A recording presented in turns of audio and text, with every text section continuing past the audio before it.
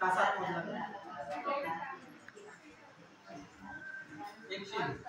खूप सांगितलं 120 तास जर पाऊस पडला तर तुमच्या घरात अख्खं पाणी भरून हो पडून देतो ना आपण. सरासरी 95 ते 96 तास.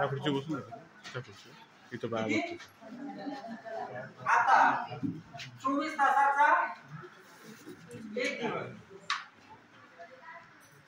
तर किती झाले गुणिला 4. 24 गुणिला 4 किती झाले 96.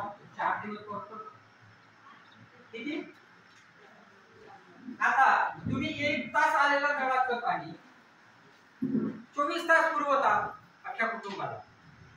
आणि आपल्या इथे हे 4 दिवस आलेलं पाणी किती दिवस पुरवायचं आहे 365. आता पुन्हा प्रश्न आहे की जेव्हा नळ 1 तासासाठी आला तर तुम्ही भांडे भरले. काय भरले भांडे भरले. टाक्या आणल्या पैसे घरात सोय होती टाक्या घेतल्या सिंटेक्स घेतल्या कोणी ड्रम ठेवले कोणी टाके बांधले कोणी पिण्याच्या पाण्यासाठी कुंड तेव्हा लग्न याच्यात आपण संसारामध्ये ते भांडे सुद्धा प्रेझेंट दिले. शासनाचं कोणतंही अनुदान घेतलं नाही यावेळी.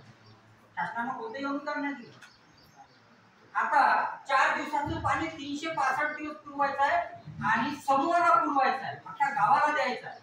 एकाला द्यायचं आहे का मग एका दिवसाला जर एका गावाला पाणी तर तुमच्या गावची 2000 लोकसंख्या आहे तर 2000 लोकसंख्या गुणिला 55 सांगितलं ना एका माणसाला किती होते 11000.